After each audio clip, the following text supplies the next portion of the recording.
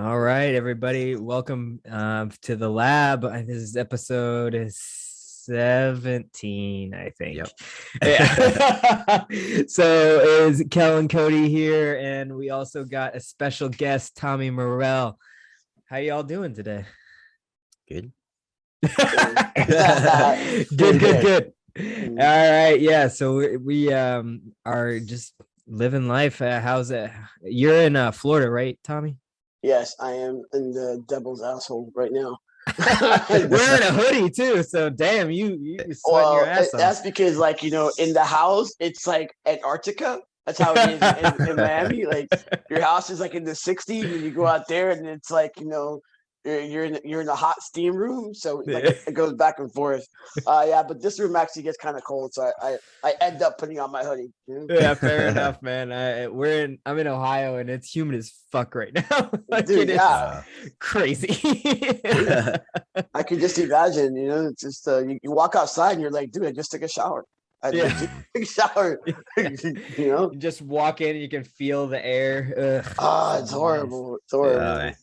I'm in California, so it's hot here, but it's dry. So it's like 104, but without the humidity. So yeah, it's like desert. Yeah. But you guys get cool at night, right? At least what I remember, Cali. Sometimes it does, sometimes it doesn't. Like right now, it'll at least get into the 60s at night, but sometimes it does not cool down, and that's when it's real bad. Yeah. I feel you. And well, in Miami, we go from hot to hotter. And so it just like you stand outside and it just feels like the street is like frying you. It's like, oh no, thank you. Yeah, no, I always say in Miami we treat the summer like it's winter. Yeah, I love it. Yeah, dude, like all the snowbirds are here for like our actual winter, like December, November. That's when the snowbirds come. As soon as June hits, they all leave. That's what my mom does. She's the snowbird in up north, up towards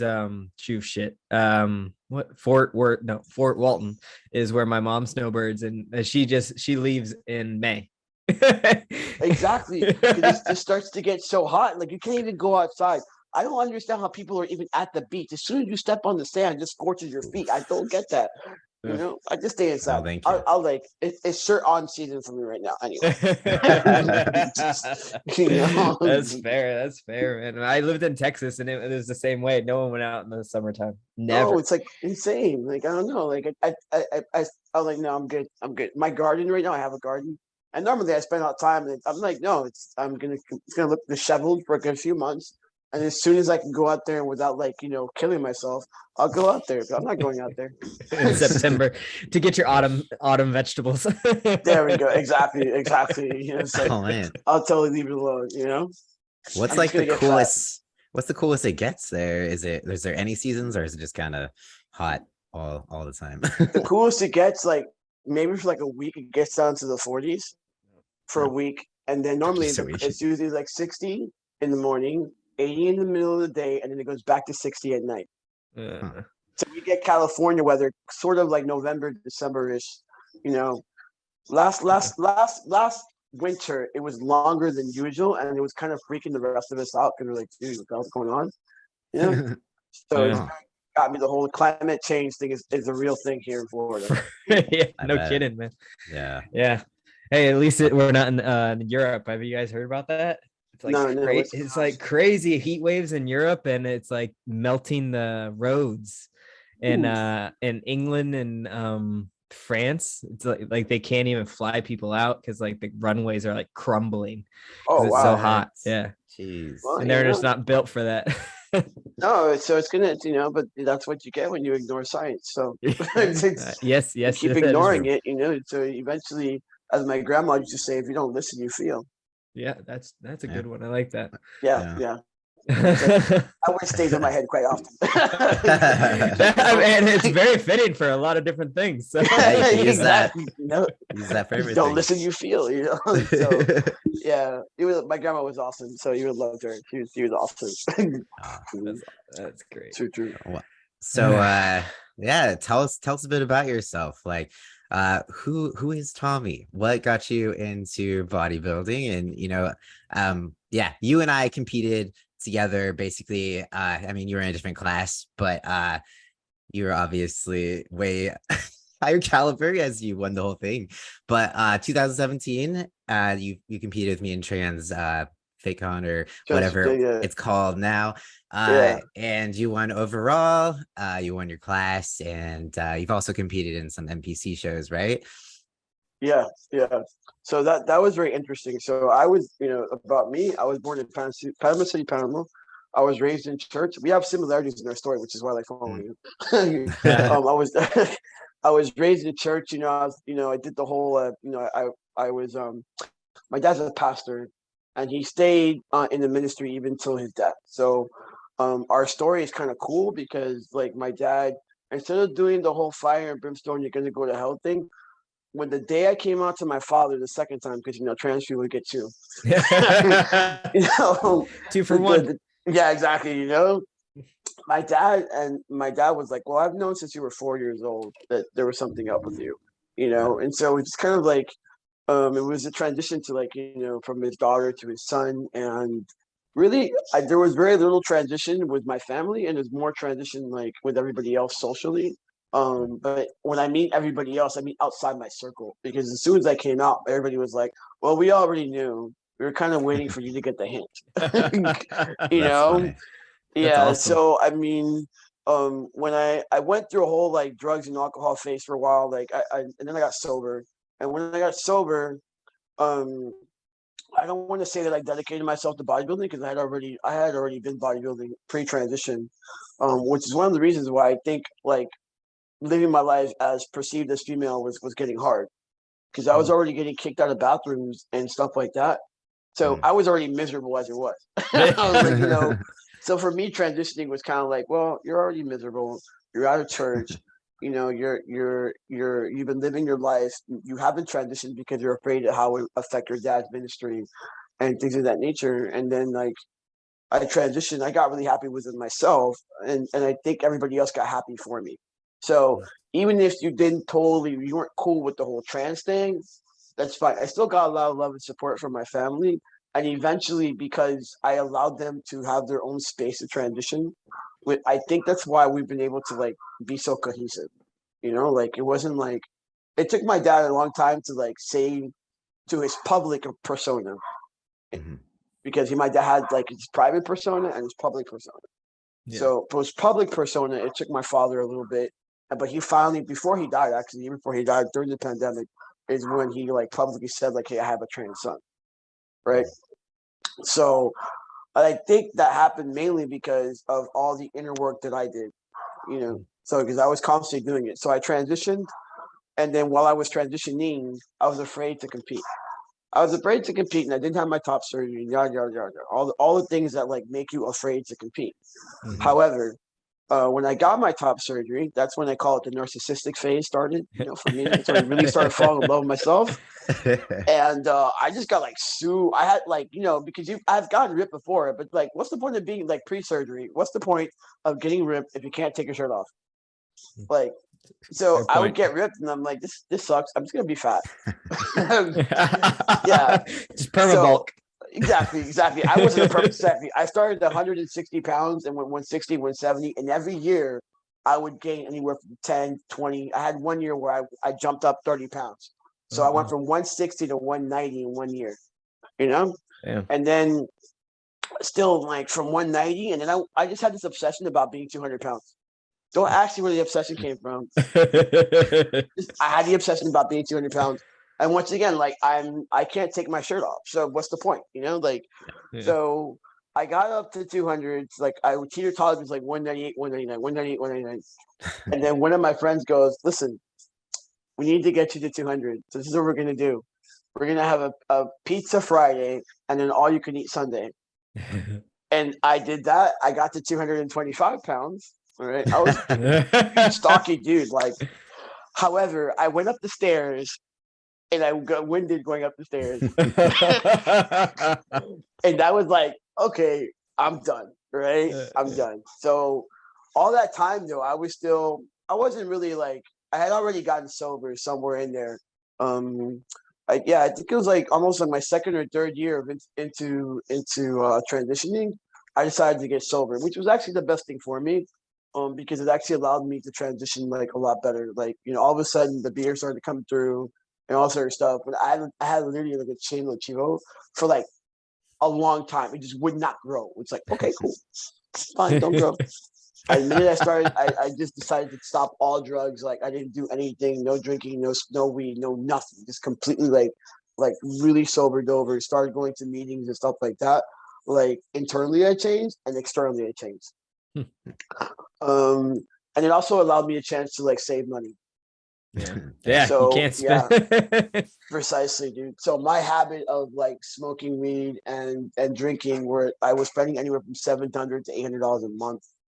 Wow, dude, I took all that money and like saved it. I worked 2 to 3 jobs, got my top surgery, went through my narcissistic phase, and this is where I'm going to leave your story. But then someone in the gym was like, "Oh, you should compete." And I was like, "Yeah, I don't know. Yeah, I'm thinking like I'm going to go against these cisgender dudes, and like I don't know if I want to compete." Like, and I started like reading the rules, and then I realized I was scared. I got pissed off and I was mad. I was mad that I was scared to do something. That makes me really uncomfortable. Like when I'm scared to do something, I'm like, you know what? I'm gonna go do it because I'm scared. Yeah. Then as I'm thinking how to compete, I see Sean at the first TransFitCon, right? And I'm like, this dude don't have no competition. I'm gonna sound really, really cocky and arrogant right now, but I really felt that way. I was like, this dude has absolutely no competition. These guys don't know what they're doing. That's an easy win. Screw that, yo. So I just like I saw this guy named Neil Antonio. Neil weighed 240 pounds. He was an IFBB pro in my gym, and I said, hey, I want you to train me. I want to compete. And he's like, you gotta earn that. Bet. Cool. Tell me when. We're gonna do legs together. Oh boy. Dude, man. I weighed 190 pounds at that time. I'm keeping up with this 240-pound bodybuilder, and I swear to God, I was just trying to kill me. I just felt like the whole time it was like pure death. Like, and I was like, bastard, I don't think you know who I am. They're like, I just don't do that. We're just not doing this. Like, yo, I was like, you're not doing this. You're going to train me. I'm going to compete. So long story short, we had this like killer workout on a Monday afternoon. It was like the whole gym was there watching me too. I could barely walk for 5 days afterwards, to be 100% honest. Worth it. But yeah, totally worth it, man. And that just like changed me. Like that competition, I just changed. Like there was a spiritual thing that happened to me that I really became a super strong person just because of all the things that I went through to compete. Like I didn't go out for a bit. Like my friends were like, "What are you doing?" I'm like, "I had to go to the gym. I was doing cardio 3 times a day, you know, like eating and then saying nothing about me competing. Oh, I'm gonna go for Lauderdale Cup, but I had my entire time. I was like, I'm gonna go to TransFitCon and I'm gonna win. That was the entire thing. I didn't really care about the NPC. I was like, who cares about NPC? That's not where I wanted to go. I was so disappointed. I was pissed off when I found out Sean wasn't competing. Dude, I was like, mad. Me too, honestly, because I mean, I didn't expect to win against him at all, but I wanted to just like gauge, you know, I just want to be next to him and like see what I needed to do. Precisely, right? Because he's basically like when you go to the Olympia, you want to beat Mr. Olympia. That's right. I'm mad. I was mad. You know, I remember like going there and wanted to be like, what the is your problem, dude? Like, why are you not competing? What is this? You have a stomach issue. You don't have a stomach issue. You're just being just go. I was so upset. And then I got over it, man. But yo, I was like, oh, I mean, it was nice to win, but it wasn't as nice as I wanted it to be. Yeah. It was supposed to be like my day of glory. Like I took it from you, but I had a good time there. It was really funny, the story going there, because like I took all my fish and my chicken with me in the in the luggage. And so as I'm going to the airport, the dude's like, what's in there? I'm like, chicken. I was like, yeah, bro, I'm gonna go compete. So then I got to the hotel room. They were supposed to have like refrigerators and microwaves there, and so they did not have that. So I had to go to Walmart. I brought ice. I put my fish in the in the sink with my ice, so my fish wouldn't go bad. and whatever else I was carrying with me, I went to Walmart and I got a microwave, like a really cheap microwave, and that's how I stayed on my diet at least the day of the show. That sucks, dude. Yeah, dude. But I'm resilient, damn it.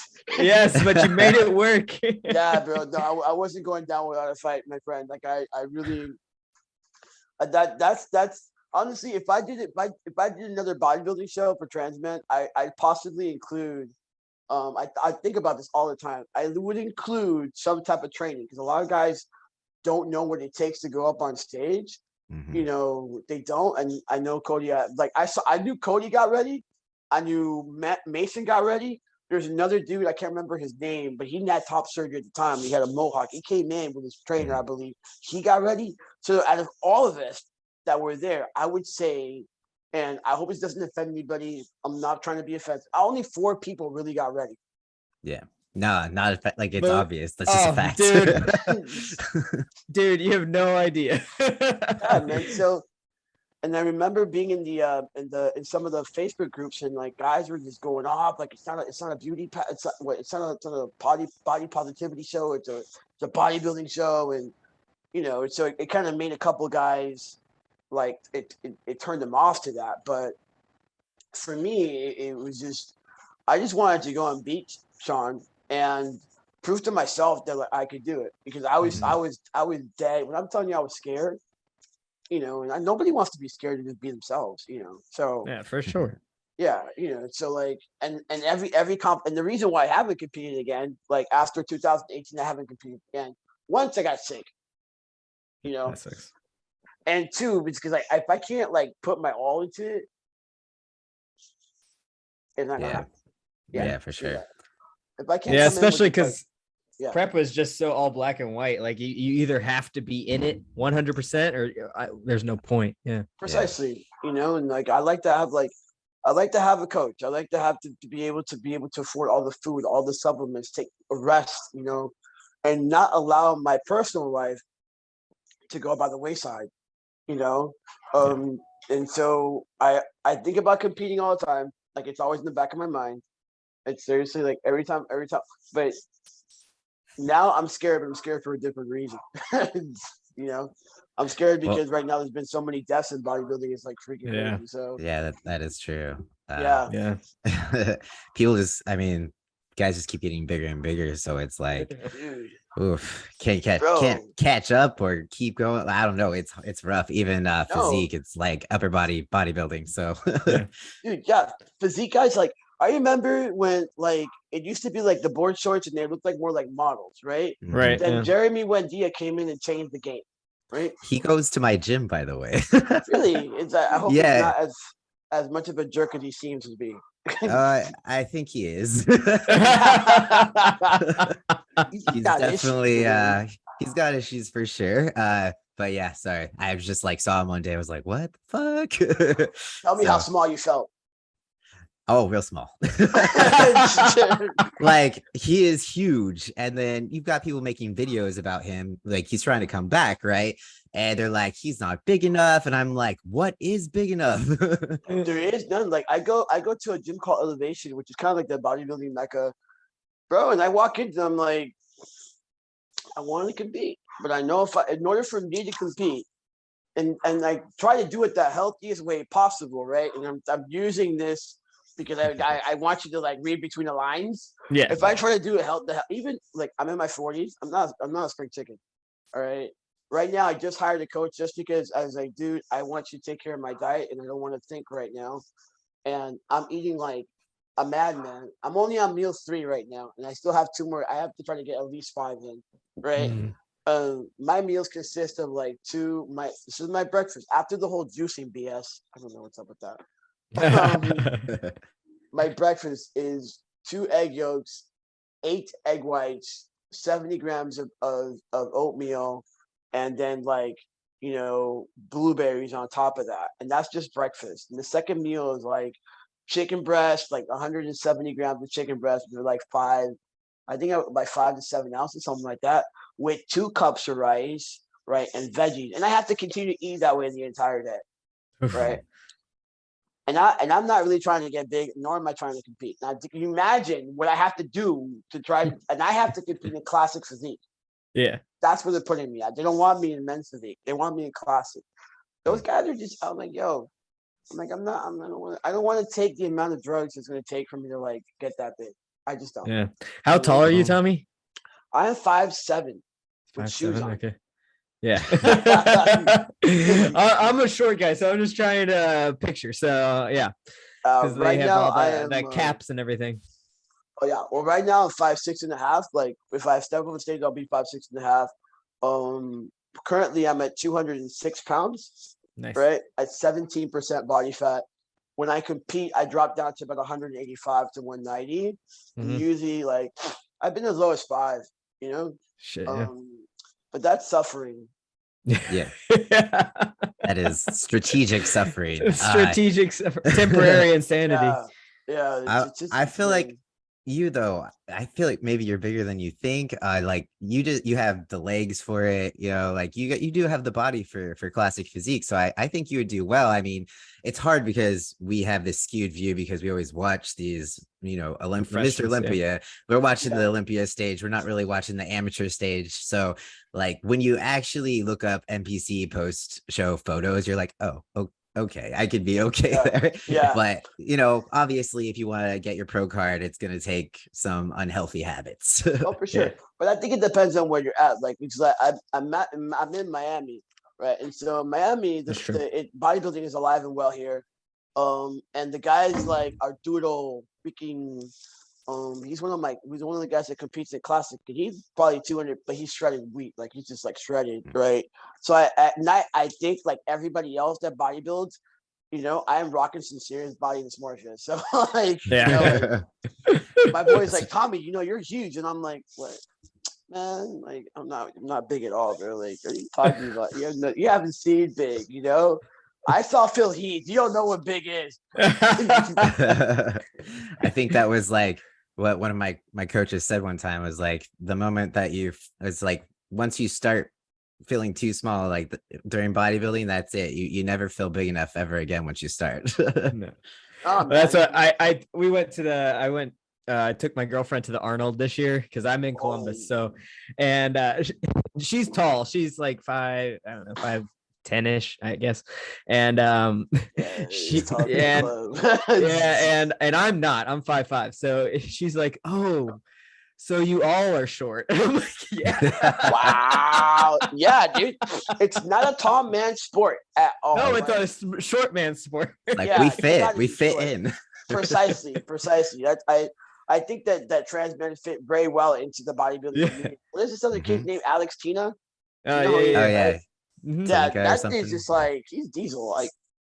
Like he's also like a teenager or whatever. So you gotta give him that. But sure. Yeah, dude, he's like what, like 5'5" or something like that, or he's a short dude. You can't be tall and like look like you. No. That's what I told her. I'm like, it's a perfect sport for trans guys who want to get shredded and live out their little man fantasies. Like, you know what I mean? Like, yeah, definitely. I'm always shocked that not more aren't in it. Like more trans guys aren't in it. I am not though, because what I've seen in the trans community, the trans guy community right now, is that there's a fight between like who's toxic and who isn't. Right? Yeah, so, that's true. Good point. I was in the trans group, but I didn't even know what was going on, right? Because I'm usually fairly quiet. But was like one guy was like, yeah, because we say bro and dude around here. You know, we're not like. I'm like, wait, you can't say bro? Like, bro is toxic? I didn't know that.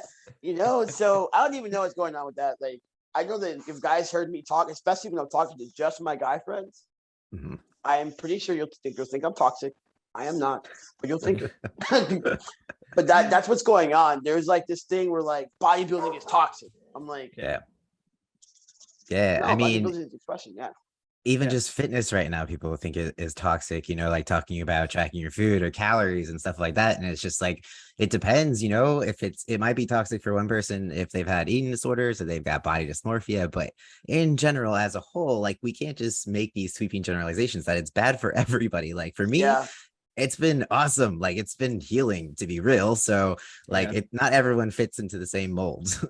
Yeah. Well, that's like I've talked about them before. Is like so I work in a donut factory. That's like my day job, and I pack my food every day because I have a lot of meals.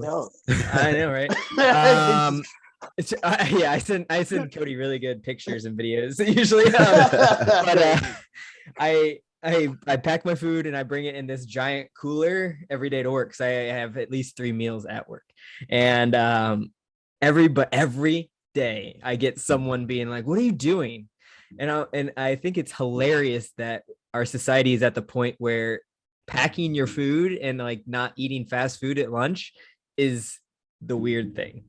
Yeah. And it's just, oh my God, it's crazy to me. It's crazy. Yo, actually, there's a coach that I followed. His name is Jonathan Goodman, right? And he was talking about that the other day. Yeah, he's cool as hell. I love him. Cool. And he's talking about like how like being healthy is like seen as weird. Yeah. I'm like, wait a minute. Let's not even go there.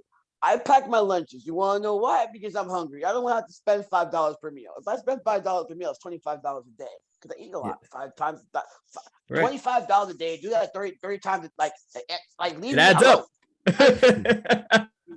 I am being like economically savvy by bringing my lunch to work. It just happens to be a little healthier than yours.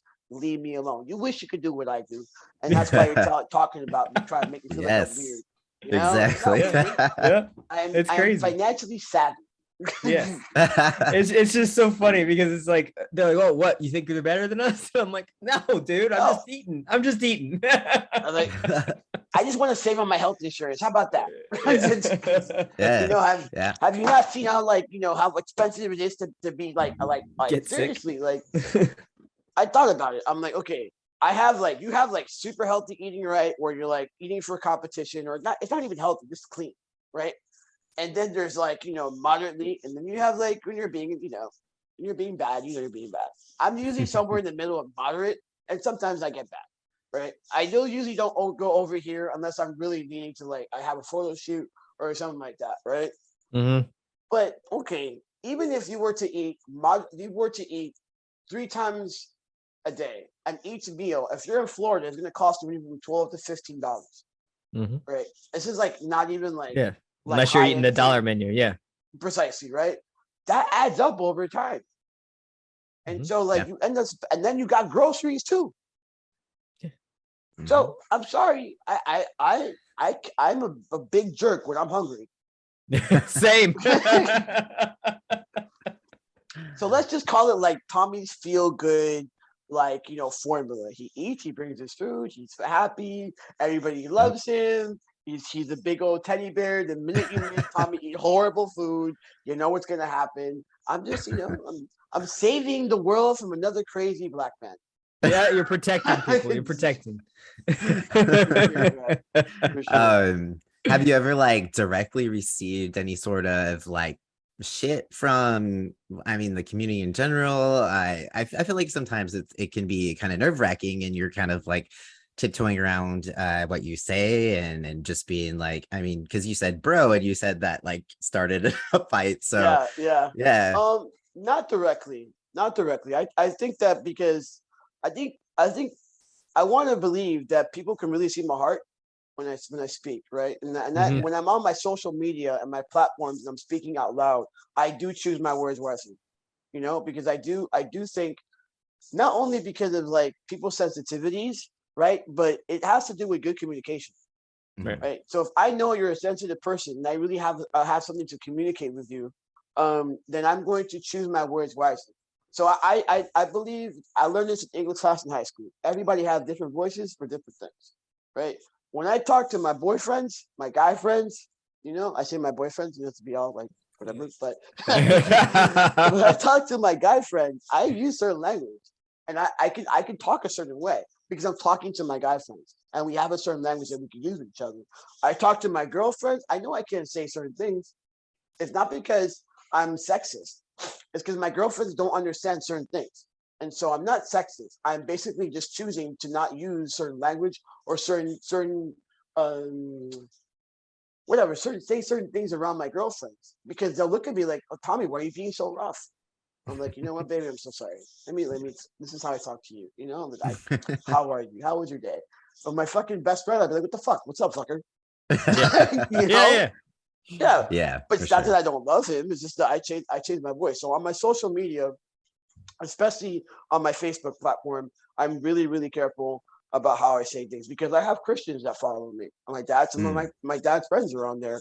I have people that don't necessarily that they're straight and they just found out that I was trans. You know, like I just feel like it's just a matter of tact. You know, I don't have to understand everything you go through for me to be like, okay, well let me change the voice here so I can communicate.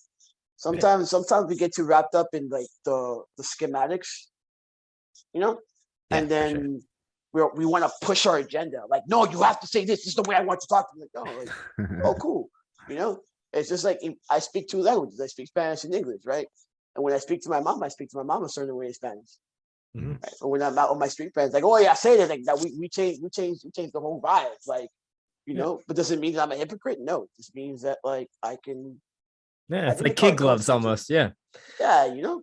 Yeah, it makes sense to me. Yeah. Yeah. But I do leave space, dude. You gotta leave space for people just to be like, let them have their moments. Yeah. Well, it's like a lot of this. Sorry. What? Oh no, go ahead. Oh. I was gonna say a lot of stuff that you end up posting on social media. I always like it because you're always very direct, but you know, like you communicate very well. And some of the stuff I'm like, oh, like that's what I'm thinking. But you said it, so I'm like, I'm gonna like that like a million times if I could. Dude, I'll admit, man. Sometimes I'll be like, do I really want to say something? What do I want to say? How am I gonna say it? Because I don't want to ruffle feathers in a sense, but I want to ruffle feathers.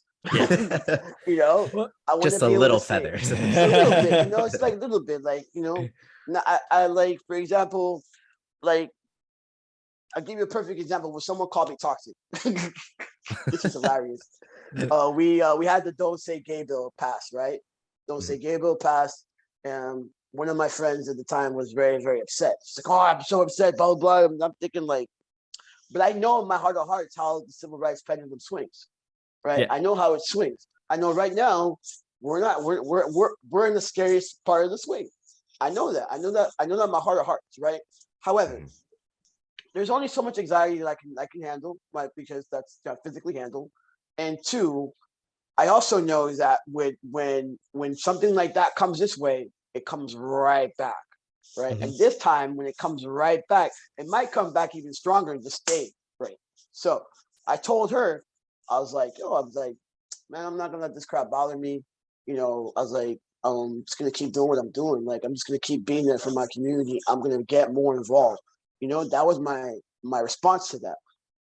Can you believe she had the audacity to call me toxic? That just doesn't make sense. for like, exactly. I was like, toxic. I really, I like, you know, and it's funny because we had the conversation the next day, and I was like, hey, I'm just calling to check in on you. I know you're really upset, and I just want to check in. And she's like, yeah, because you and your toxic masculinity. I was like, what? Who, me? Like, are you serious? You know, maybe she felt that I was being toxic at that time. I don't know. I think sometimes when we have emotional regulation, we're seen as toxic.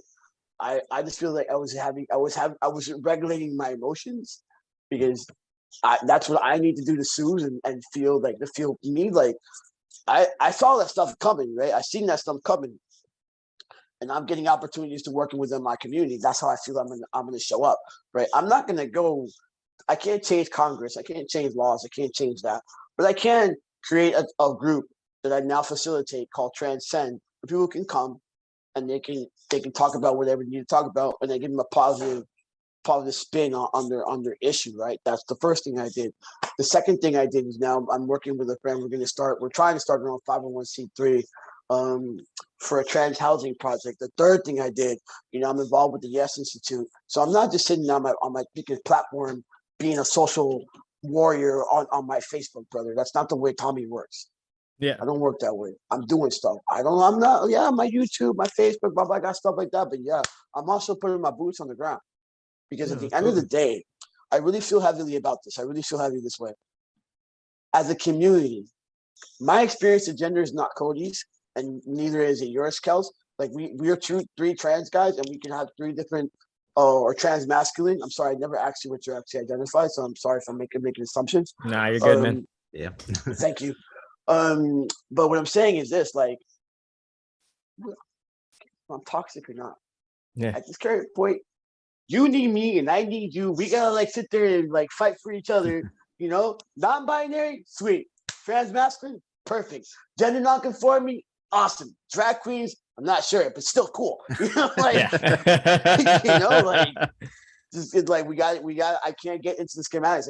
I can no longer get into this whole like, are you toxic? You know, are you this? Are you that? Right now, everybody in my family, you got a T. You're in the T. Cool. Come here. Yeah, I got you. You know? Yeah, I think a lot of that is like, Cody and I have talked about this, but I'm not sure if you see it. Like, we're both mid-30s, you're in your 40s. Like, I think it could be like a generational thing, because I think a lot of the younger folks coming up just didn't have the same experiences as us, which is great because they might have had a little bit of a better world because everybody came before them, right?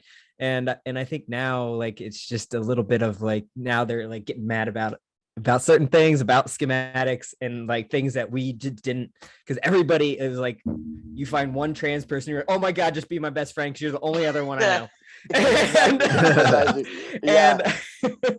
And I think they just didn't experience it that way, which is great. But like, they also have to understand where we're coming from, because like, you know, it comes both ways, right? So yeah. Oh yeah. I think that like we can learn a lot from them, you know, in terms of schematics, in terms of like, you know, maybe definitions and being a little more open-minded. Oh, for sure. Yeah. However, they could like, we need to learn some grit. Yeah. Yes. We need to let things fly off our shoulders a little bit sometimes, because like, you're gonna lose your damn mind if you don't. Right. Yeah. That's true. Yeah. That's no. So like, Cody and I did this like thing with because a lot of stuff is like geared towards younger people now, and like, we felt like, especially in the fitness world, everything's against for younger people, and it's like, well, okay, so what about us who are a little bit over the age, you know, like, and I think that's the market that we're trying to help out the most right now, I think, is just because everybody getting pushed to the wayside, you know. Oh, true. You got that. You know what? Actually, in the community, the Florida community, the Miami community, we're actually trying to create groups for like trans individuals that are, you know, going to get into retirement age, and because we're living a lot longer now. Yeah. You know, like, which is great. Exactly, precisely. You know, so that's another thing that we need to be aware of. Like, yes, it's not where we want to be, but brother, we have come a long way, even as a community. Are we where we at? Like, no. But nowadays, nowadays in certain parts of our community, sex work is an option. Mm-hmm. It's not, you don't have to do it anymore. You know, nowadays people are having a public conversation about trans. Yeah, some of it's not so cool and whatever, and we still have to change minds, and people are still wrapping their heads around it. You know, I remember when being gay was like this whole thing, like when people would ask you stupid questions like, oh, who's the man? You know? Or like, are you the bottom or that? Like, people would really, really ask some crazy questions to gay people. Now it's like, oh, you're gay? Cool. So what football team do you like? Yeah, you know? Exactly. So we'll get there. We'll get there eventually. But at this current moment, I really do push, and I feel that we have to come together, and we can't worry too much about schematics anymore. You know, not right now. Maybe later we'll fight about it. Yeah, exactly. Let it calm down a little. What can we do if we're all fighting over like the small things? And it's like, we can't really make progress if we're just, you know, talking about like the way we say things, or, you know. So I feel like what you're doing, you know, like literally taking action on the ground is a big piece of the puzzle that we're missing, because a lot of people think like, oh, action means like making certain posts on your Instagram. It's like, that actually doesn't do anything, but it's a great effort. Oh, for sure. You know what? I had the opportunity. You know Rachel Levine. She's I think she's the secretary in Biden. One of the secretary for something. I'm sorry, I'm so bad. I'm butchering this stuff. But she's one of the first trans people to hold the top office in the White House, right? Mm-hmm. I look up her name because I totally butchered it. I'm so sorry for the listeners. My bad.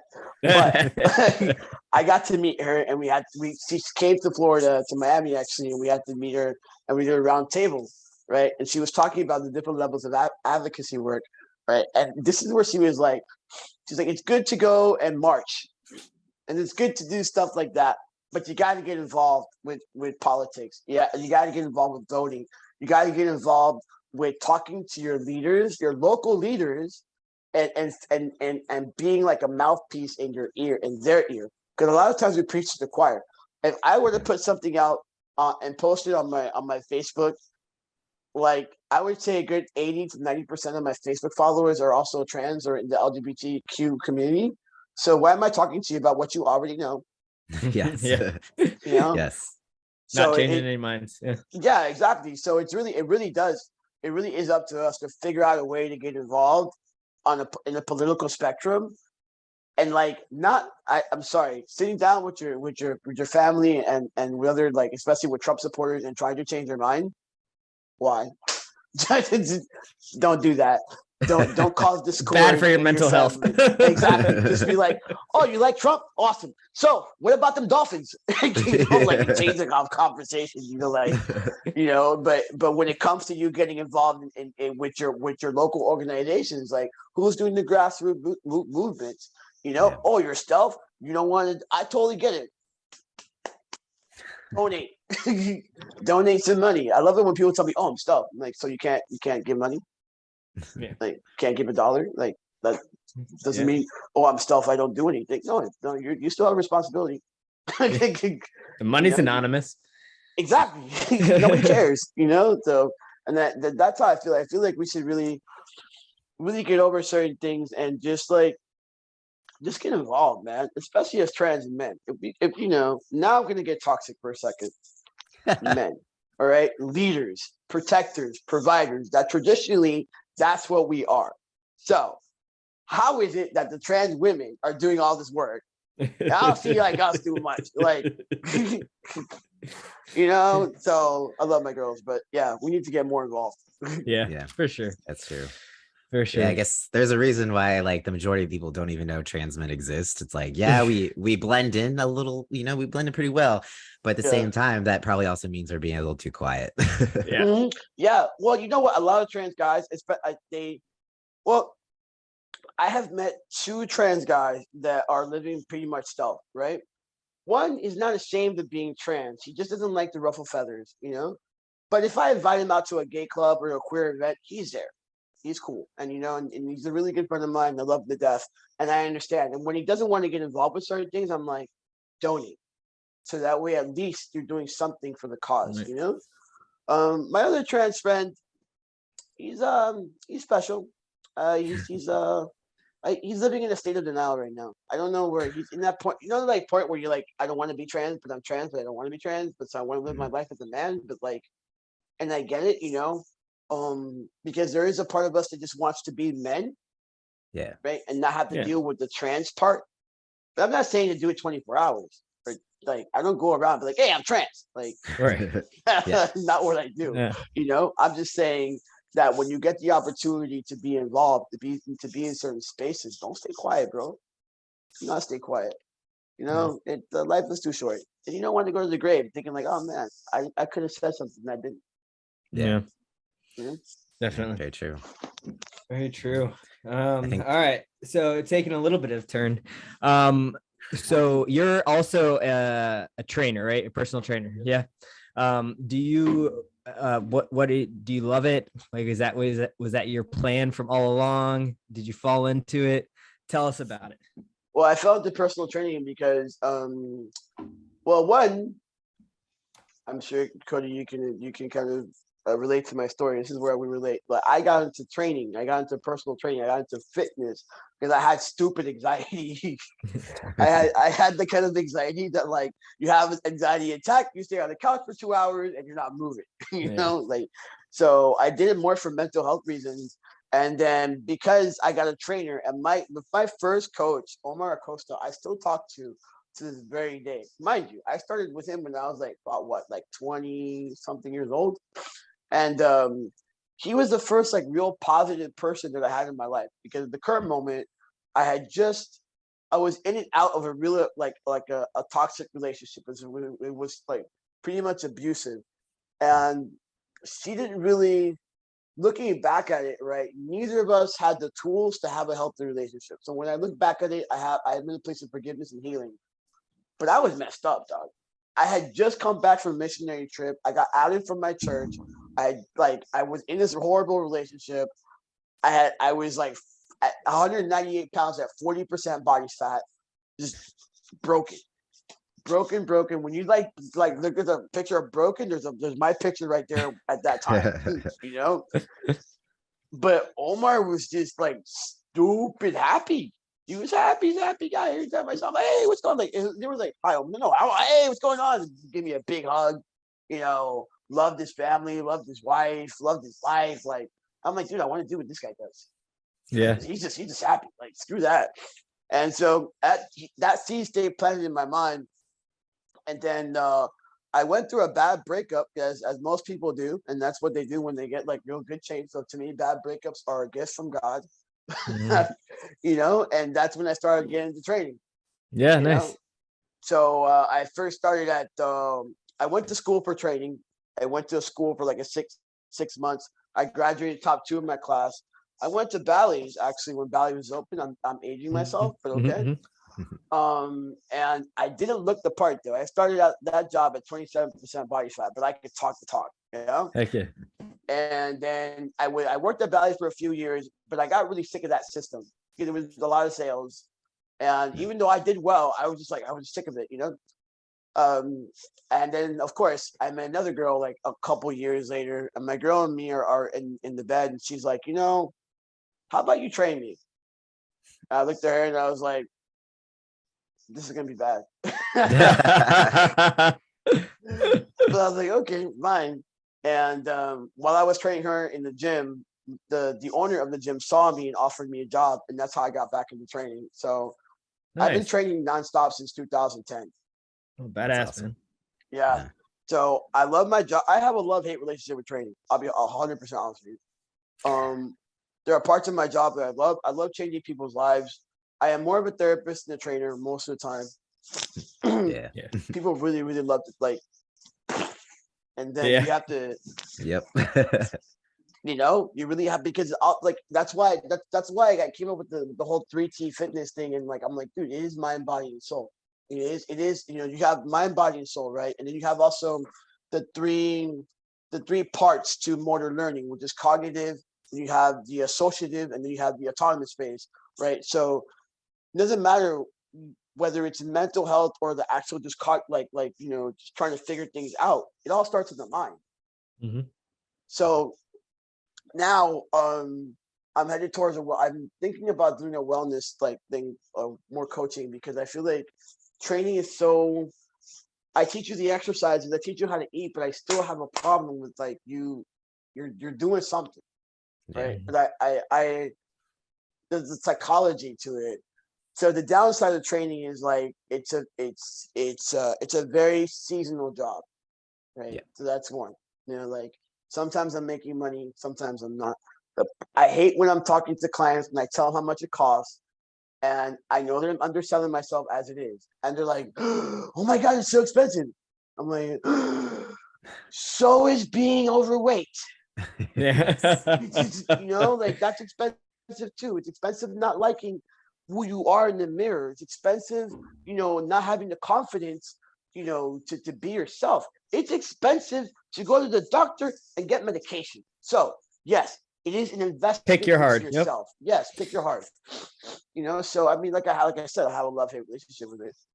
Yeah. I do like making my own hours. I like, you know, I am now completely 100% my own boss. No more meetings, no more emails. Because I hate meetings and I hate emails. So yeah, but it's also really awesome when you see somebody like change. And I'm not talking about like weight loss or getting muscle. That's not what I'm talking about. Yeah. I mean they change, like their spirit changes, their whole being, like that. Quick story, because I love stories. Okay. Girl comes in. She's got an alcoholic boyfriend, 20 pounds overweight, eating all sorts of like just junk food, like bad junk food. I'm talking about the junk food that comes in a box, okay? Like she's eating all that type of stuff. One day she comes up to me and she asks me about my sobriety, right? I tell her about my sobriety. She dumps the alcoholic boyfriend. She now loses 20 pounds. I get heat tickets. Everybody's happy. You know? But yeah, man, it's still like, it's at the end of the day, I get to help change people's lives. So I am 100% transparent, though. Sometimes my clients can be a pain in the butt. I think it's like one of those things that, I mean, even when trainers go into it, or people who like want to be trainers don't realize that it's mostly psychology, and it's almost like you are a therapist, but you're not getting paid as much. So yeah, there's a lot more. It's like the prescription is the exercise and the diet, but the actual therapy is like the psychology aspect of it. So it's just for sure the whole circle that you have to address, and it's not easy. Yeah. Do you do more online training or in-person training, Cody? Yeah, right now I'm solely online. So it's still that like psychology aspect to it. Probably more than anything, because I'm not really able to be in person with people. Yeah. So stay online. So I do a little bit of both. I do virtual, I do in person, and I do a little online. So basically it really goes for what the person can afford. But I will tell you that in person, there have been times where people come in, and you get to know your clients. I get to know my clients. I see you 3 times a week for an hour. We get to know each other, okay? And I can just tell from the body language. I'm like, oh wow, this is good. Okay, we're gonna go bring it in. Like, so, like, what's going on? Because if I put a bar on your back to squat with whatever you're like, you're not going to be able to focus, and we're going to get hurt ourselves. I've done that before, where a client comes in and you just gotta read them. And so I was like, okay, I'm going to allow you 10 minutes to say whatever you need to say and get it off your chest before we start this workout. Yeah, makes sense. That's it works sometimes. Honestly. Yeah. And like sometimes people just cry, start crying during workouts, and you're like, oh shit. Okay. What do you do? Yeah. What do you do? I mean, I have one client that he's like my brother now. And it's funny because he's a Jewish doctor, but I mean we've gotten so close, because he's literally been with me the last couple of years. I remember when I lost my father. He was like, "You sure you want to train?" I was like, "I need to train." I was like, "You understand? I need to do something because I don't want to stay home and just like cry and bawl my eyes out." And so he sees me, and then for a couple seconds, he was like, "Are you sure you're okay?" And then I just started bawling, And so I've had moments in some with certain clients where we have a serious bond. And he actually refers me a lot of people, so I love him to death. So there are times where you get that too in training, when you really have people where you're just like, yo, you bless me just as much as I bless you. You have those kind of clients too. It's a very weird personal training. People tell me they want to become trainers. I'm like, I'm serious. Are you sure? You got to be 3 things. You got to be a therapist, and you got to be a trainer, and then you got to be like a nutritionist. So it's no, you're forgetting. And then you got the business part of it. Oh yeah, you got to be your own marketing team. You got to be your own writer. Yeah. But it's hard, man. It's tough. I just actually today I worked out with I call my little brother, one of my little brothers today. And he also became a trainer. He he works in a studio gym, kind of 40 minutes away from my house. And we were just talking about the ups and downs of the business, and how June, July is you're it's slow. Biting your nails. And he's about to bring up his prices too. So he's about to have another jump. Mm-hmm. So I'm proud of him though. He's got it cool. But yeah, look, cisgender, transgender, straight, male, female, black, white, we're all in the same fight. I don't care whether you're having a high-end gym or a low-end gym. Most personal trainers will tell you the same thing. It's a tough business. For sure. Especially in the summer, and then when the economy is not doing so great, it can be very nerve-wracking. It is, man. yo, like, I'm like, dude, I'm a mobile trainer, so I have to drive everywhere. The whole gas thing, man, bro. I remember like, yo, I was not having it. I completely changed the way I did. Like, as soon as I saw how much I had to spend in gas, I called all my clients and I was like, I love you guys. And I don't take this personal. I'm only seeing you 3 times a week, and it has to be these particular days. And I'm not doing this whole like drive down to one city, then go up. Like, no, Monday, Wednesday, Friday, I'm on the beach. Meet me. We're good. And everybody like got on board. Yeah, that's good. I mean, I guess you could still write off your gas mileage for, taxes and stuff, but like in the moment, it's like you still have to take that from your pocket. Yeah. I don't know. People act like tax write-offs are this like grandiose thing. I'm like, no, because the here and now is what I'm worried about. Like, tomorrow is probably coming. I don't know what's gonna happen tomorrow. I know that right now, paying for something for my gas is insane, Yep. Or filling up my gas 2 and 3 times a week and like spending $700, $800 a month in gas. Like, crazy. What's up with that? It's a car payment. No, man.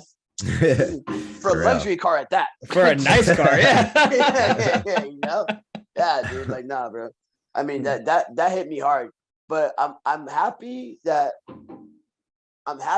I'm grateful. And this is where my gratitude that I got the kind of clients that they love me and they've been faithful to me for a while.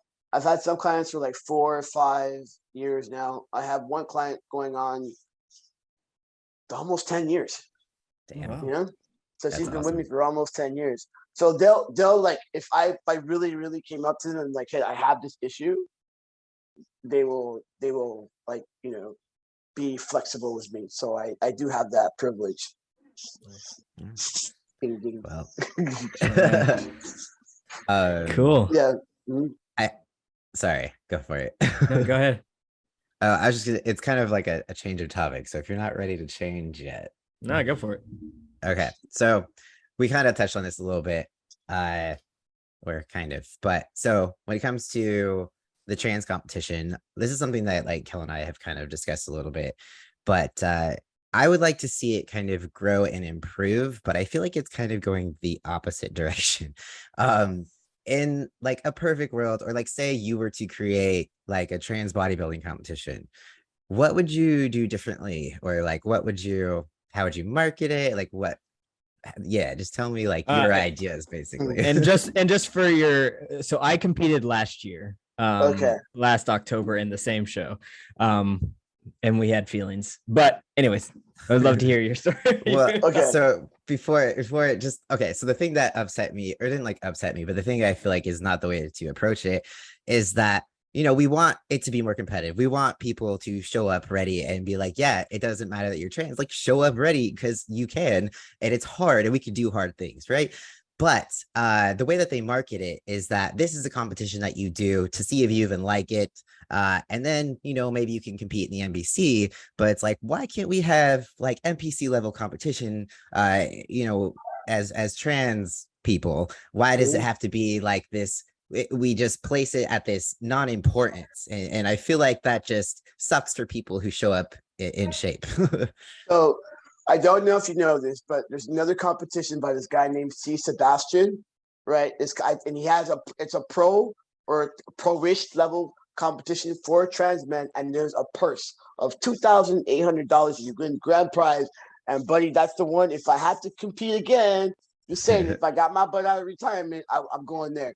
I talked to him actually. I talked to him this year. Bro, he told the competition's in August. He told me in July. I'm like, I can't get. I'm not gonna go as fat, bro.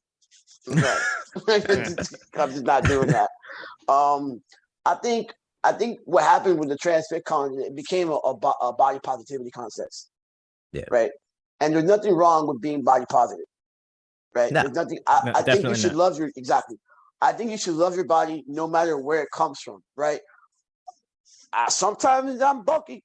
And I got a little chub. That's okay. And sometimes I'm super shredded. I always say, if you can't love me when I'm bulking, you don't deserve me when I'm shredded. So that's that's my philosophy. You have to learn to love your body with all aspects. However, if you're doing a bodybuilding contest, right, we are competing to see who's the most biggest, who's the shredded, who's got symmetry, the whole nine, then you can't market it that way. So that's one. I think they're just trying to get more people involved, right? And so because you're trying to get more involved, you're lowering the standards. It happens in the NPC too, though. Like, have you ever been to an NPC show and be like, bro, did you even get ready? Yeah. Like, did you even diet? And so it just happens to be a little more prevalent in the Trans FitCon. How I would do it, though. Let's hear it. How I would do it. I would have a men's physique portion for trans men. Yeah. I think for trans men, especially when you're starting, it's a lot easier to do men's physique than it is to do a hardcore bodybuilding. I would actually have I wouldn't have classic, because I don't think we need classic. I just do men's physique and I do the open. And I would have novice divisions, and I would have a more advanced division, so I can get some Alex Tinas, I can get some Cody's, and get some Tommy's. I get the guys that really, really, really want to compete, some Masons, like get those guys going, because it's not that I'm sorry, bro. And whoever's listening to me, once again, I don't mean to sound cocky or arrogant, but it is very, very disheartening when you spend 16 weeks dieting, going to the gym 3 times a day, prepping all your meals, going through these painful workouts to then compete by someone who just decided, I'm just going to compete. Yeah, it's not cool. It's like, you don't know the posing. So the way that I would run my show, I would legit even tell people, like, this is how you prep for the show. This is how you pose for the show. This is where you can get, like, there isn't enough guidance, right? You go to the NPC, you look at the rules, you're like, cool, you know the posing, you know all the stuff. You go NPC, you put NPC into YouTube, there's a ton of videos you can watch. If you go to an NPC unprepared, that's because you wanted to go unprepared. Yeah. Like, you wanted to go unprepared. Unfortunately, I do think as trans guys, the way we pose should be different. I definitely think so, because when you do a front double bicep and your chest hasn't necessarily developed, all of a sudden it goes concave, right? So you need to know to, like, come in a little bit and then rotate your arms outward, right? But you would only know that from another trans guy teaching you it. So I think maybe, since we talked about action steps, right, I think it's time for us to step up and be like, okay, like, little dude, I got you. Big brother's got you. This is how you do it. You know what I'm saying? And I think that would get more people interested, not only in competing, but watching. Yeah. Oh, yeah. Yeah. So I think that would be it, because people having a problem that the Trans FitCon is a body positivity show has been since the first Trans FitCon. Yeah. I want to compete in I've had guys be like, I want to compete in bodybuilding. I'm like, okay, so do you know what it takes? Well, yeah, I just need to work out. I'm like, no.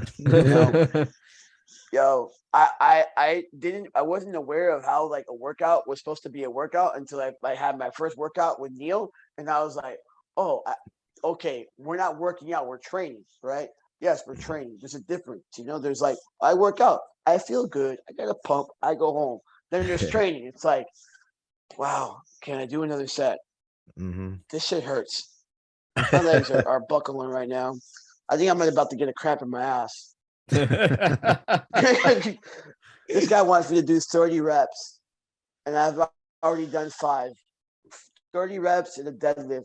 I've done 5 sets of 5, and he wants me to do 30 fucking reps. What a fucking dick. You're just pissed off at your coach the whole time, like, and my coach was nice. My coach was like he knew how to get under my skin. Like, Tommy, don't be a pussy. He would say that too. Tommy, don't be a pussy. Fuck you, asshole. Like, like, I used to hate it because I would have to, so I at my gym, the stairs are upstairs, like you have to go upstairs to get to the stairmasters. And I always bitch because I'm like, I have to hit leg day and I have to go up the regular stairs to get to the stairs. Oh man, can I count these? Hanging on to the railing. Just slide down the railing when you're going back home. Dude. Yeah, man. I used to hate it. I would hate it too. No, the first day, after training, I was like this. I was like, oh, trying to go to the bathroom, pop, you just plop down, falling, yeah, like, or like when you like, I have a remote control to my whatever, to light to my room, and get in the bed, forget the remote control. Like, nope, not getting up now. So man. But I really, I think it's just a lack of knowledge. And sometimes people don't understand, like, okay, I don't know about you. I'm not talking about my own prep. I can't cheat on my prep. Like, I literally will go like a few months before my coach says, okay, you can go have a burger now. Oh, wow. Yeah. Man. Yeah, dude. So I don't think they understand that, like, prepping for a bodybuilding show isn't like going on a keto diet.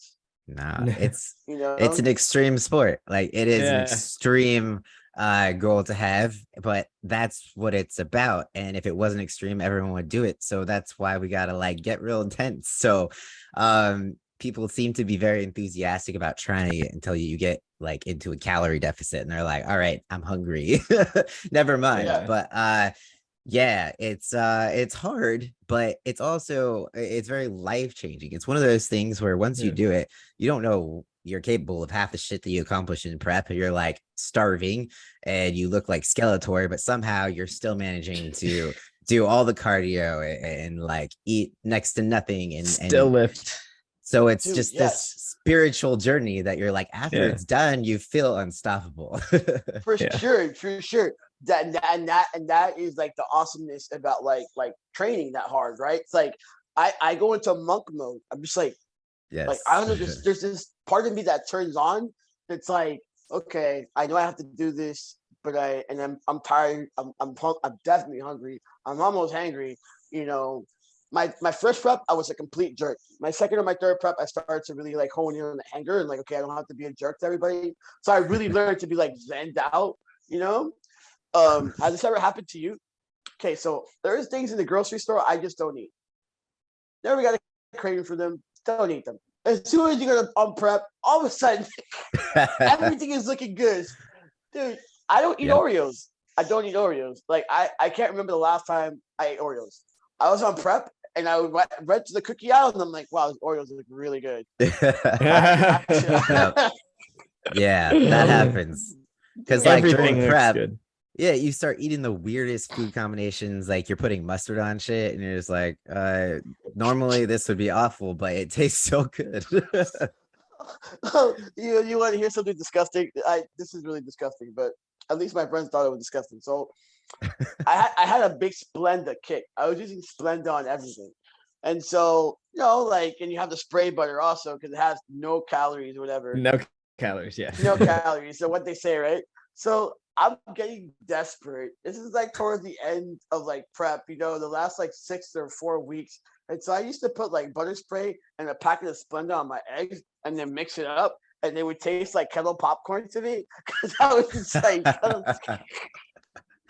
oh man. So like, all right. So during my prep, what I was doing, because my girlfriend plays rugby, so I'd go to all her games, but I would just bring all my food.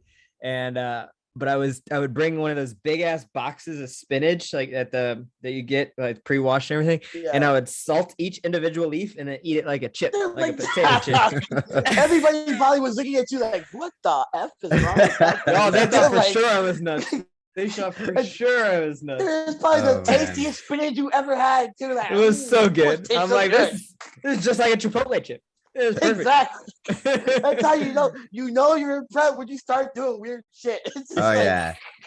It is like a temporary controlled eating disorder. But like, I think the weirdest thing that I did was so my last meal was eggs. I think it got down to 1 egg at some point, but it was like 2 eggs. And so I would make it into like kind of an omelet, but I would put fucking cinnamon and syrup, like Walden Farm syrup on it. And so it was like French toast without the toast. That sounds like such a prep thing, dude. Yeah. Yes. It was good like, then. Now and then you try it now and you're like, what the fuck? What's wrong with you? Like, no. You just have to be like in a state of desperation or something. And I'm sure people listening to this are probably like, God, these guys are sick. Yeah. No, I mean, that's why when like clients talk to me and they're like, I'm just not hungry I'm not hungry enough to eat vegetables or whatever. I'm like, then you are not fucking hungry. Yeah. I love how people complain about their diet. I'm like, wait a minute. Like, what do you mean you can't have this? It's perfect. It's like you get to eat, like you get to cheat once a week, right? Perfect, and you got like some chicken, you got some steak, you can season it however you want it. You can have potatoes, you can have some sweet potatoes, you can have rice, you can have whatever you want, and like I remember my man put this way. I walked into the gym and I'm talking to my coach and I'm like, Coach, so it's been like 6 weeks and I haven't got a cheat. So yeah, fine. I'm like, and I work with your boy here. And he was like, he looks at my face and he's like, you're too pretty. I'm like, what do you mean I'm too pretty? He's like, yeah, your cheeks are not sunken in yet. You're no cheek just yet. So you want to believe that man was going to wait till I look like Skeletor in the face before he let me cheat. And I was feeling like crap too. I was like, dude, nah. The only time when my coach actually said, Tommy, you can go cheat, right, was I had lost like 4 or 5 pounds in 1 week. Like it was way too much. Damn. That was the first time that he was like, okay, well, I want you to go home now. You're going to have 2 slices of pizza, a burger, and some ice cream. I was like, what? Bet. Don't tell me twice. Don't take it back. I'm gone. Yo, bro. And and you know how you're like, I ate it so slow. I would not have had any control. I wouldn't have had any control. It would have been swallowed like a snake. Yeah, but then I can't enjoy it. I have to be slow because I don't know when's the next time I'm going to be able to enjoy all that deliciousness until after the show. Yeah, I just remember, like, so on my show they ended up pushing it all the way to like 7 p.m. or something, 6 to 7, and I was so devastated because they did the power lifters all before us, and I'm like, this is bullshit. The powerlifters get to eat whatever the fuck they want. I ain't. Yeah. And I just remember Cody's like, you can't have anything. You can have 1 egg. And I'm like, I'm gonna fucking kill you. No water. I'm like dying. Yeah. So I have a question. So what did you have like right after the show? I had a Reuben cookie, like one of those big ass cookies. Mashed potatoes and Brussels sprouts. Wow, this is like you don't want to know what I had. What did you have? After my very last show, my girlfriend at the time made me some blondies, some dulce de leche blondies with some caramel blondies. That sounds good. Yes, and then after the show, backstage, the promoters had like candies and brownies and cookies, and bro, as soon as they said I was done, went straight to the table. And then started just like, I had like 2 cookies and a brownie. And then they brought me like some blondies. I had 2 blondies. Went to the Cheesecake Factory. I had a whole like Coke with something. No, I went nuts. I had a big burger with some French fries. I kept getting up every hour to eat a blondie. I finished the whole plate of blondies. Then I can eat, bro. I'm telling you, homeboy can eat. Yeah. Went to like the Waffle House or whatever. Had like waffles and pancakes and some hash browns with extra ketchup and like 3 cups of coffee. I was like, you're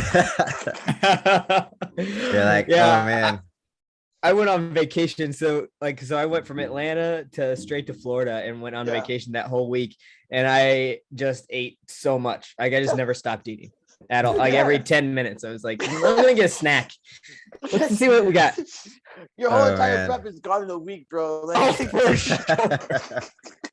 That's what like Cody's like. So we're gonna reverse. I'm like, oh, I already took care of that. Nah, like, never mind. Yeah. Man, after my last show, so I did I don't know if you watched like Christian Guzman and like his summer shredding shit and all that. But I did this summer shredding competition, and then a week later I did an NPC show. So I did the one show, but I couldn't like celebrate. I had to just like starve myself more because I had peaked for that show. So I got a burger the night before, and my coach allowed me to have a burger post show. But then after that, like it was back to starvation and cardio. And then like the next week, so I started for a whole nother week after the show. And then finally after that show, I don't know how, but I didn't go crazy. I just had sushi, and then like steak, and I think my biggest thing was probably like the peanut butter jar. Oh, that is pitiful, Cody. Dude, I know that peanut butter. But let me tell you about my relationship with peanut butter, dude. My God, like I love me some peanut butter. I can't have it in the house. It's so hard. It's so hard measuring peanut butter. That's the hardest thing to measure. Try it. It's on my cheat day.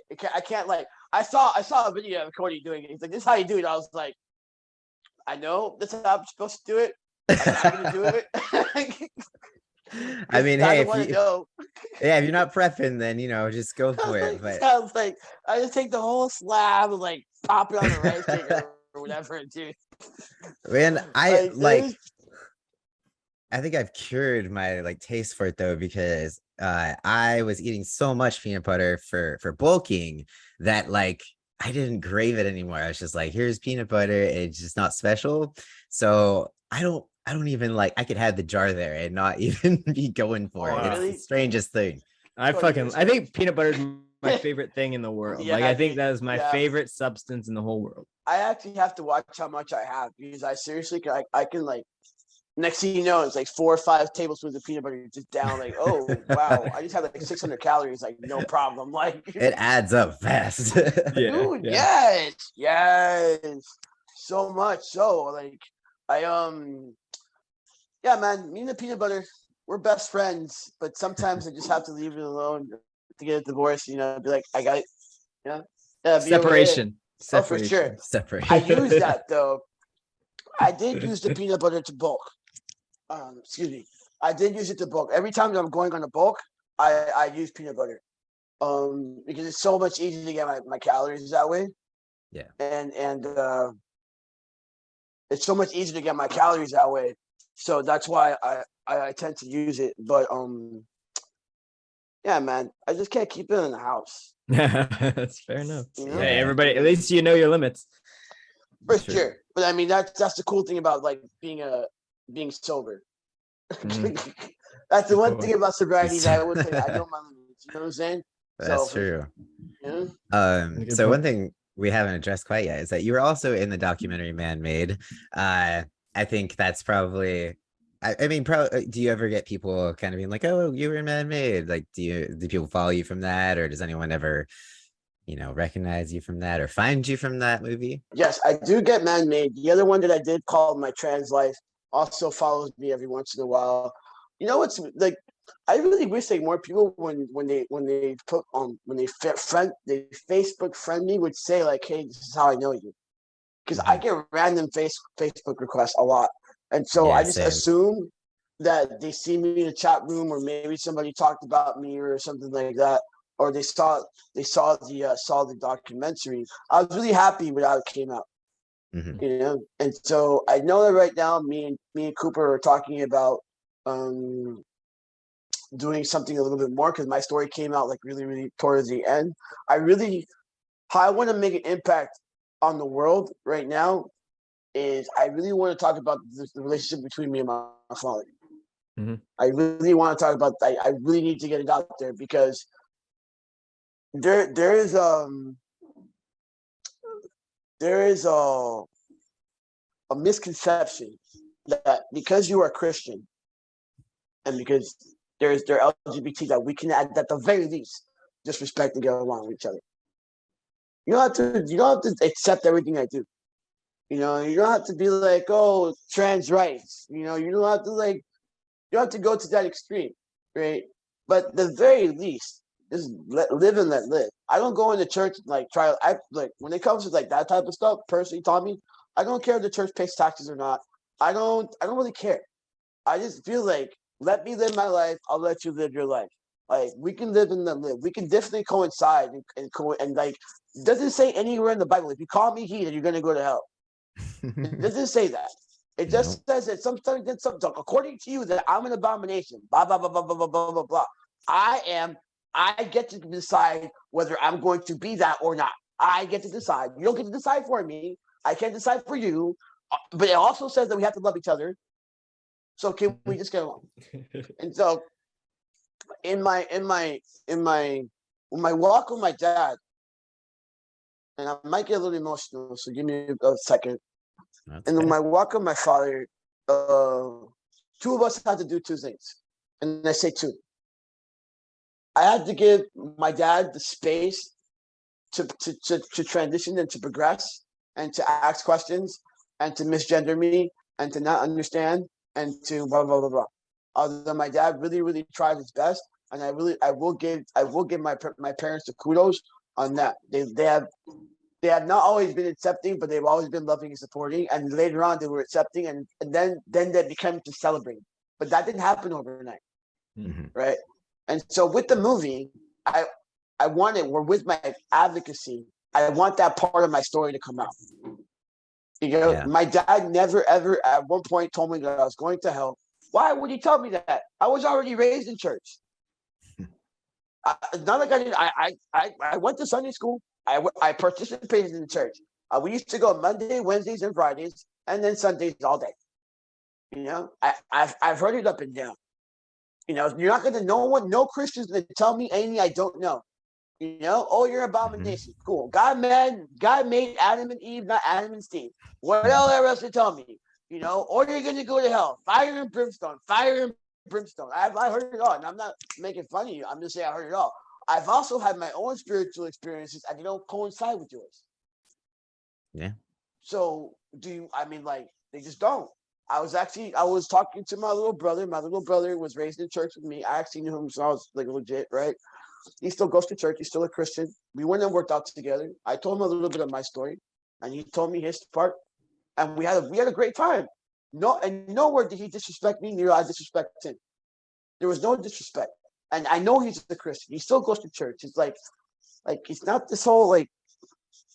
At one point, when I told him that I got picked on in church, and I was actually like, he was like, "That's not cool." You know what I'm saying? Yeah. So, and like there's this thing, like I don't know, but like I and sometimes I go in those spaces where I'm around other Christians. I'm around people that knew my father, and sometimes I'm uncomfortable. I'm not gonna say I'm comfortable. Sometimes I'm mad. I'm just like. Okay, breathe. What are they gonna say? And they're like, "Oh, I didn't know Jamie had a son." He had a son, But like the whole time, my mom took a year to call me Tommy. A year. Could you imagine? Okay, like let's be real, guys. And I know some trans people will not agree with me, but this is my story, and I'm sticking to it. My mom has been calling me a certain name for 30 years or so. 30 years. Remember when my mom had to I was doing my first bodybuilding show pre-transition, and she had to put makeup on me. My mom got so happy for that moment because that was not something she got to experience, Although she did put makeup on me later on in post-transition because I was doing something else for a TV show, so I had to put makeup on.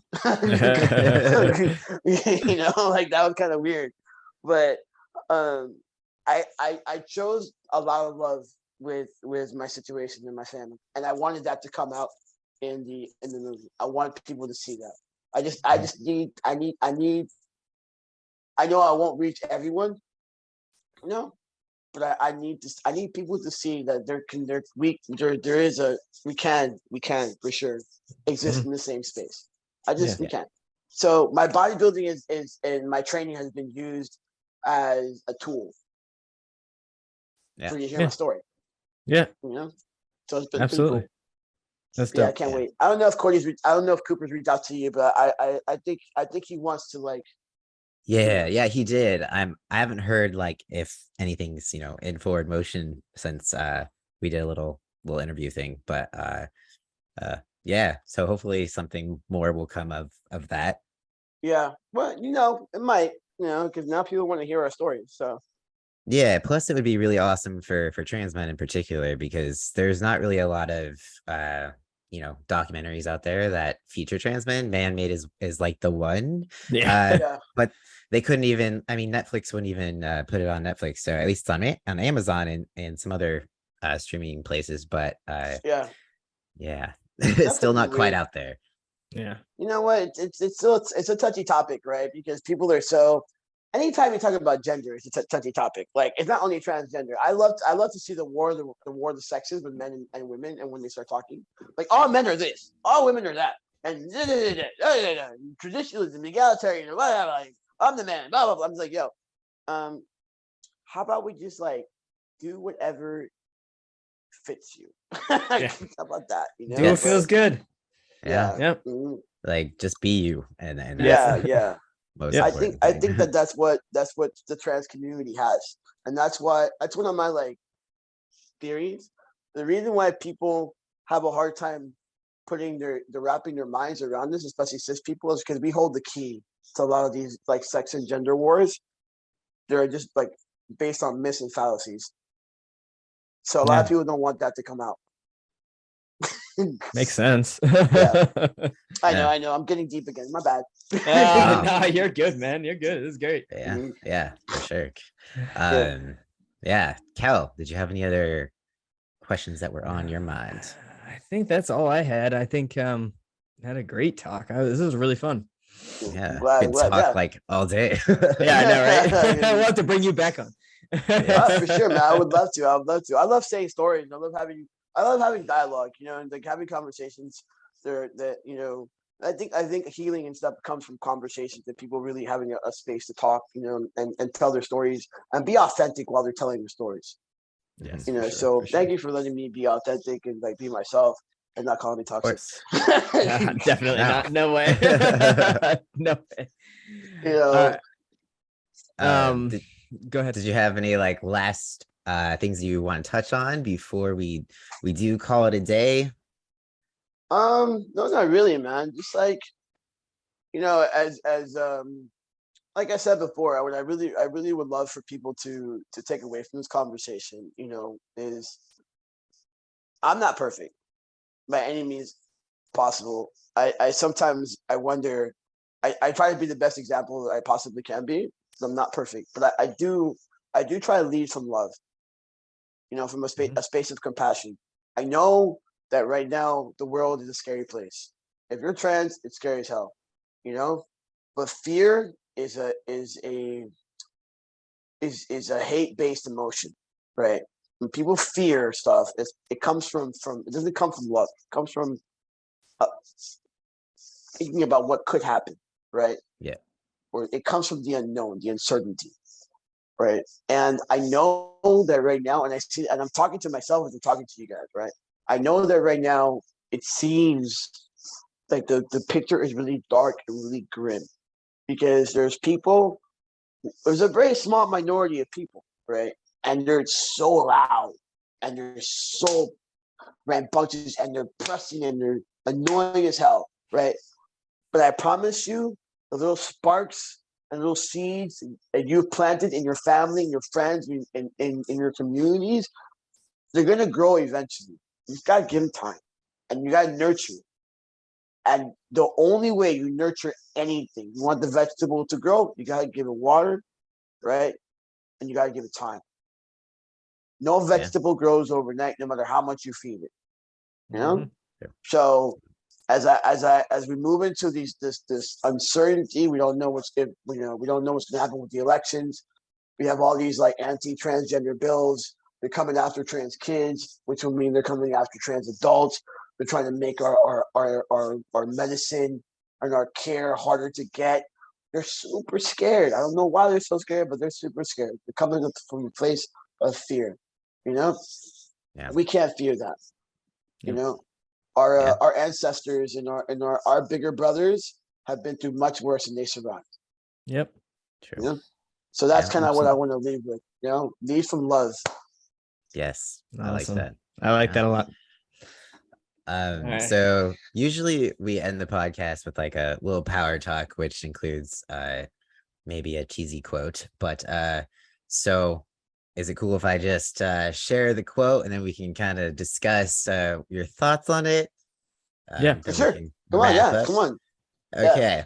So power talk quote is: obstacles can't stop you, problems can't stop you, people can't stop you, only you can stop you. So I chose that because like I feel like that is very true. Even so, for me personally, a lot of the times like I make obstacles look way huge and I'm like, oh wait, that's just me. So yeah. I know there's a lot of people that are like, no, actually, there's a lot of real obstacles that prevent me from doing things. And, that might be the case, but generally we tend to hold ourselves back. Yeah. Yeah. Well, I mean, there are obstacles, right? But every obstacle has a solution. Absolutely. And sometimes it just might take you a little more time. You might need a little bit of help. You might need to get a new, but there's always a solution, man. Like, dude, I mean, come on, bro. Like, seriously, think about being trans and what it takes to transition. You know the amount of, like, excuse my French, the amount of cojones, the amount of balls, yeah. The amount of courage. It's like people are like, oh, you're so courageous. They're like, damn, Skippy, I am. Because I gotta deal with this shit. Like at first when people told me I was courageous, I used to be like, nah, I'm not, I'm just being, but yeah, I actually do. It does take a certain set of, like, courage to, like, be yourself in a world that's constantly telling you to be yourself, but not too much of yourself. Yeah. Very true. Like, so true. So with that, you got obstacles, and there's like, but that's, there's a book on Amazon that I listened to, I'm sorry, on YouTube, called The Obstacle Is the Way. Awesome book to listen to, but it's true. Like, imagine our lives if we didn't have obstacles. Who would we be if we didn't have to transition? Yeah, exactly. Yeah, I'd probably be an asshole. Just gonna be real. Yeah, exactly. But like, think like, if you really think about all the things that you had to go through, the obstacles you had to go through just to be who you are today, to have a smile on your face, to beat your anxiety, because anxiety doesn't go away. It never gets any better. Just like, you just learn the tools to go through it. You work at a donut shop. Imagine going to your donut shop every day and having to, like, not eat the donuts. Your girlfriend's a rugby player. She's taller than you. I know what they do to talk. Like, you know what I'm saying? Like, my girl's taller than me. Like, I'm short king all day, man. Like, yeah, man. Same. Short king power. Precisely. Or even just to decide you're going to start a podcast, or decide you're going to do a non-conventional type of job. We're not lured up in, like, suit and tie guys. Like, we're making it work. We're living life on our terms. That takes a bit of balls, and I don't mean like balls like you're actually, like, like manly, whatever. Like, that's not what I'm talking about. I mean, that takes a bit of courage. It takes a bit of, like, you really have to have excuse me, like, you just have to have, like, a really F you attitude. I'm gonna be happy by all means necessary, Malcolm X type stuff, to be able to do what we do. Yeah. So the obstacle Love of the that. way. Absolutely. Yes. So how can I hire you as my life coach?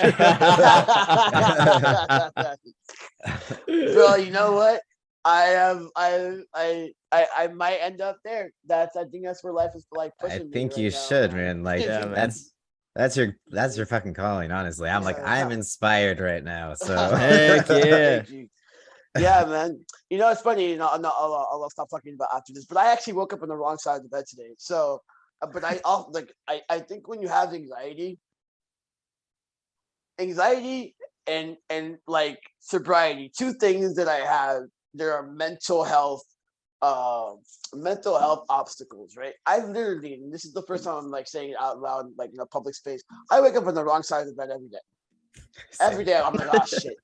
And so my first like half hour is just dedicated to getting on the right side of the bed. Like, whatever I gotta do, whether I play the happy playlist, I got some affirmations where I meditate, I listen to, I love Eric Thomas or something like that, to get myself on the right side of the bed. Because I know if once I change my state, the rest of my day goes fine. Mm-hmm. So, like, I like, people say, oh, Tommy, you inspire me. I'm like, I'm glad I inspired you, because I had to inspire myself first. You're your own life coach. Yeah, dude. Like, life was kicking me in the jaw this morning, but I'm like, I have high class problems. I have food in my fridge. My mom is healthy. I had a roof. I woke up in a bed this morning. My car went from here to there. No car problems. I put gas in my car this morning. Like, I don't know. I got guys. I'm so dangerous. I got people legislating stuff against me, bro. I'm a dangerous man. I love that. That's like just the best perspective shift that you can give that. Yes. Yeah, man. Awesome. No, but it's important, man. It's important, you know. Yes. All right. Well, it was great talking to you, Tommy. Yeah. I'm really happy we got to. Heck yeah. Thanks so much for like, squeezing us into your busy day, and hopefully one day you will come back. I would definitely come back for sure, guys. Just let me know, and we'll make it happen. Let me know, we'll make it happen.